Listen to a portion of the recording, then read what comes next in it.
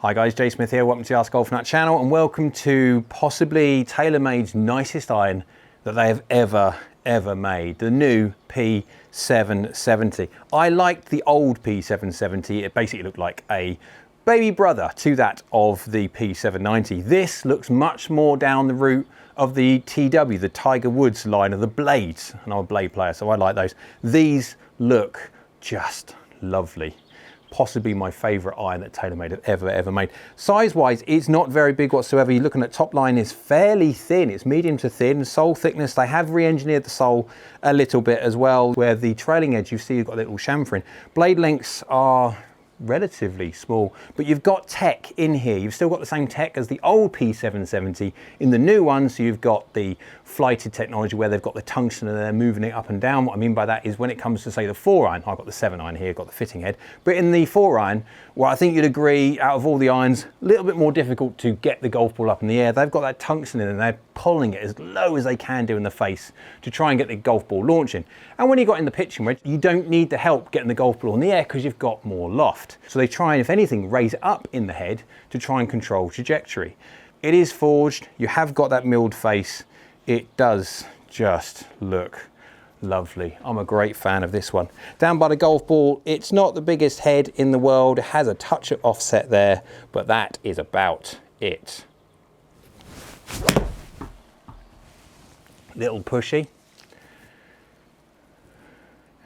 I am at a golf course today on the simulator, which I cannot remember what it is. I'll stick it up on the screen. I'll probably do a flyover in a sec. We have a path of 1 from the inside, 1.3 open. That's why it went off to the right very slightly tubby strike, but pretty darn good. Yeah, 38 yards in the air and 50 degrees descent angle. This thing is working. Now, I will be doing my normal forgiveness testing where I whack this all over the face, high toe, heel low, all those wonderful spots. Because again, I mean, this is a player's iron. And that's what I like about the fact that Taylormade are kind of inventing a new selection, a new range of irons in this kind of idea, where I think a lot of manufacturers, they have a bit of a gap between their player's distance and their, say, player's cavity. I think there's a certain part of the market for a P790, but in a smaller chassis like this is doing. So I really like this. But I'll also be doing my 3 different swing speeds as well, so we get to understand what this works like when you go, say, 70, 80 and 90 mile an hour swing speeds, because they all react differently when we all swing at different speeds, but that's working well. Let's fly over this one. I've got some water to go over, as you can see there, and it's 175 yards to a green. Just don't thin it, don't duff it, and go left if you're gonna miss on this hole. But feeling wise, this feels really nice. I was a great fan of the old P770. I really was. But now this one, they've refined it. They haven't done massively different changes to, because again, if it's not broke, don't fix it. If anything, I've just refined the old one. But this one, yeah, I do like this one. Absolutely, I do.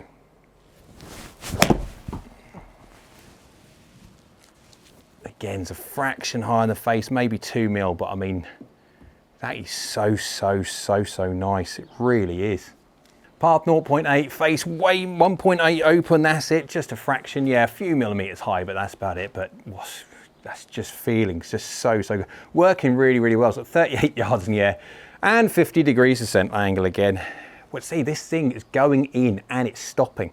Now this is 175 yards away, but you can see. Now I obviously am swinging at 90 miles an hour. Not everyone swings at 90 miles an hour, hence why I will be doing my 3 different swing speed testing to try and capture what happens when you don't. But got to be my favorite. Now before it was the CBs. And that, I've got the CBs as well to test after this one, but the CBs for me gave you all that forged feeling, a little bit of forgiveness as well, and that blend. Now, these are 33 degree lofted, and I'll get the old lofts on the old screen for you. So you can see that these do actually blend really well with the P7 CBs. And if you wanted to, you could put the CBs, say in the 8-9 and pitching wedge or something, if you wanted to blend up your irons a little bit, get a little bit more feel, although saying that, there's plenty of feel in this. Now this is hollow bodied. I would not feel it. It doesn't feel hollow bodied at all. It just feels like a standard normal forged golf club. Now, I caught that one fractionally low on the face, but good. I mean, it is really good. 5 mil low, 3 mil toe. Yeah, so I mean, zero path, face was 0.3 closed. So again, pretty decent delivery. Decent-ish strike, just 5 mil low, 38 yards in the air and 50 degrees descent angle again.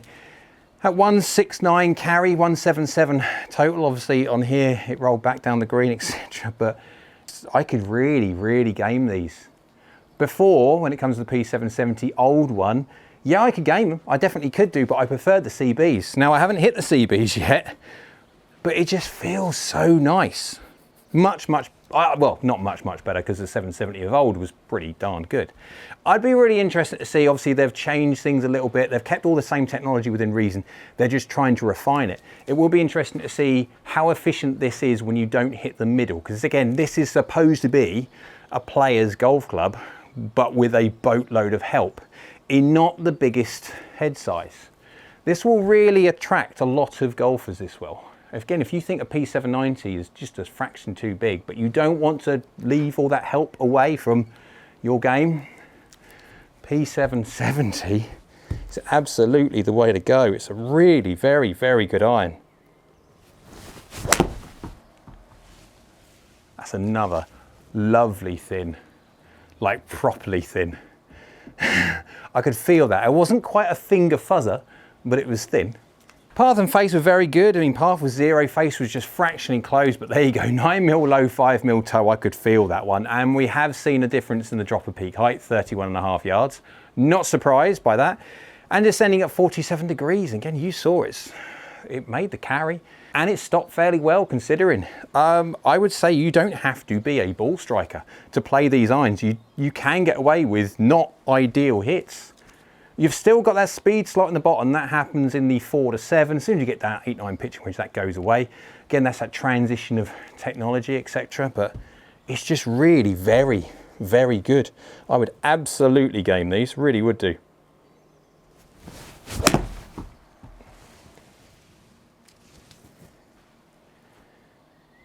Decent one to finish. Slightly fadey in delivery, but pretty darn decent as it goes down the hill. Path was slightly cross, face was slightly open, as you can see there. Wasn't the best delivery, but it's very minor. 4 mil low, 0 mil toe, so that is it. And 38 yards in the air and 50 degrees descent angle, 170 carry. It's just good. I think this will really attract a lot of golfers. A lot of different skilled golfers could use this.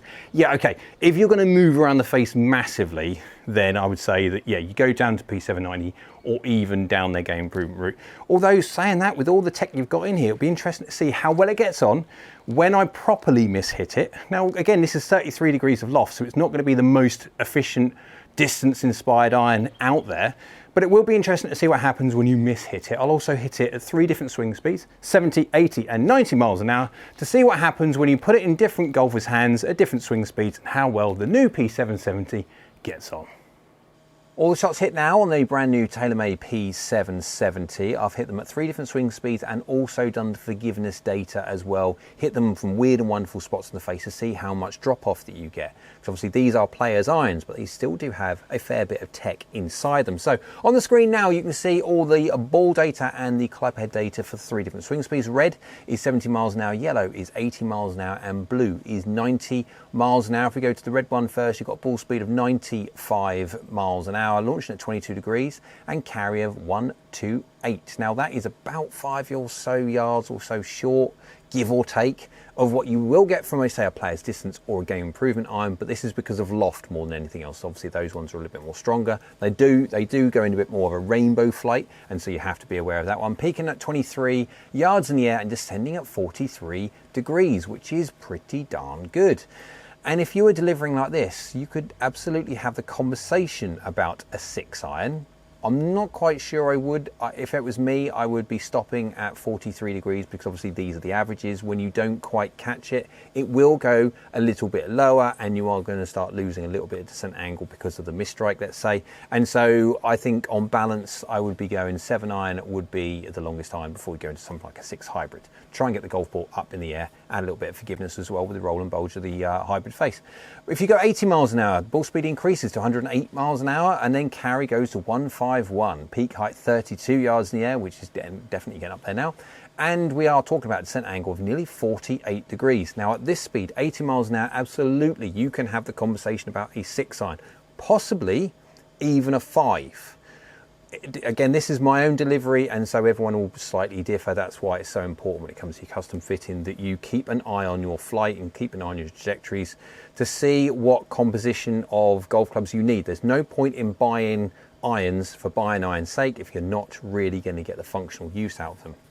Of course, as soon as you go to 90 miles an hour, ball speed increases to 120 and carry goes to 166, but we're going 42 yards in the air now and 52 degrees descent angle, which is one of the highest.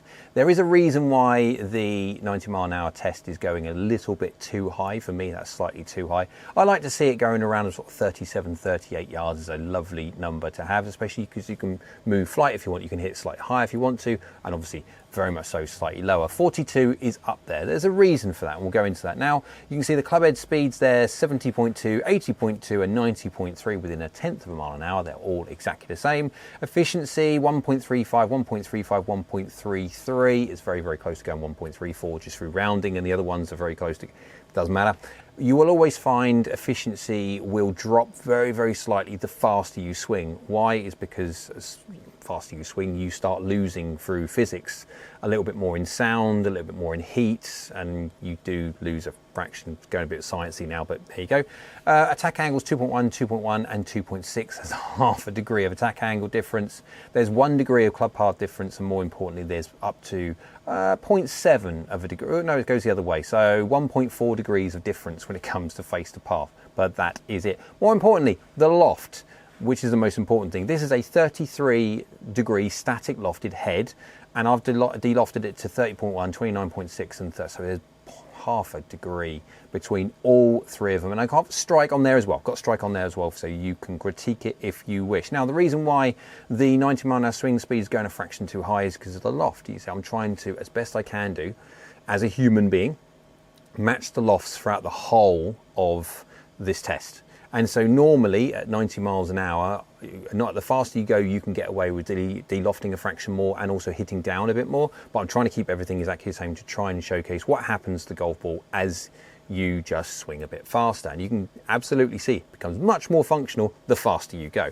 If you go over to the club comparison screen, you can see all the information there, but in a graphical way, because sometimes people can see things graphically much easier they can do in a stream of data, and you can see that. I wouldn't worry necessarily about the dispersion rings, because it's clear from that that I am much more consistent at swinging at my normal speed. And of course, as soon as you then dial speed around, then there's a natural inconsistency of doing so. The averages work okay, but you can see there's slight variances between front and back, and of course, there you go. That's the information on that. Right, let's go see how well this thing works when we're talking about all weird and wonderful parts of the face. Now, to do that first, you need to understand how well it works out of the screws. And I've got one here within reason, within 4mm. It's right out the middle, 4mm toe, 0mm high, 1.3 from the inside, 1.4 closed, little baby draw, 1.34. Let's go see what happens when you hit it out of the heel. We got 12mm heel there, 4mm low, so 16mm gross off of the middle. Low heel was never fun at all. Club path is 0, face is basically 0, and we have 28 degrees of loft, so we got slightly less loft than the maxed out 1.30. That is not bad. Remember, this is a P770. This is not a full-on game improvement iron by no stretch of imagination. It's not a full-on player's distance iron by no stretch of imagination. This is a player's distance iron, but within a slightly smaller chassis and has more loft. Let's go low, 10mm low, 6mm toe, so slightly low toe. Efficiency again, 1.30 is lost, 0.04. Club path is 1.8 from the inside, and face is basically 0, 29.7 degrees of loft, which is effectively the same amount as what the maxed out one is. And we've only dropped 0.04 from 16mm gross, 10mm low, 6mm toe. Not bad at all. Quite impressed with this P770 for its forgiveness already. Let's go a little bit more toe, 15mm toe, 1mm high, which is basically just toey. Club path is 0, face is 0, and loft of 30 degrees. So we're fractionally above that of the maxed out 1.30 again. And so even if you adjusted the loft very, very slightly, I mean, you're still going to be 1.30, 1.31. Just very, very good, considering that wasn't a very good hit. at all. It wasn't. Talking about not very good hits. Here we go, 22mm toe, 0mm high. This isn't very good. Club path 1.7 across, but more importantly, face was 0. 28.9 degrees of loft, so that is very, very close to our maxed out number. 1.27. So we have found somewhere on this golf club where it really is pretty certain it doesn't like it the same amount on the heel. Although this golf club's not that big, so if you did hit something 22mm out the heel, you'd probably shank it. So yeah, hence why I didn't do that. But 22 out the toe, it's doing okay. We have lost around about 10 yards or so in distance, which isn't bad whatsoever, and we have lost about 0.07 efficiency from that strike. Now that's still very good considering. I will say this though, I'm not sure my hands have as yet stopped fuzzing from that strike. It was fairly bad. And so you definitely know when you're hitting things this bad from there. The interesting thing I think I will be, I'll do a test between this and also the P770 of old, because it will be interesting to put the new one up against the old, because I think there are going to be some differences between these two. I will be doing that in another video, so if you haven't watched that one, or if you want to watch that one, just make sure you subscribe and stuff. But that will be an interesting one. So the conclusion when it comes to the new P770, they have made a little bit of a refinement when it comes to the looks. They have also made a little bit of a refinement when it comes to the sound, the feel, the impact, whatever you want to call it.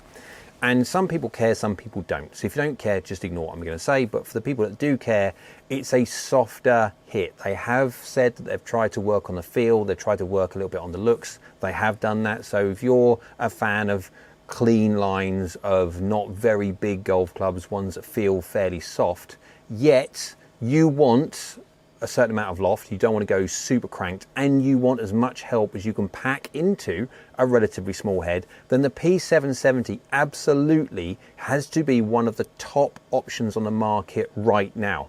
I cannot tell you how impressed I am with this, because it is just such a very, very good iron.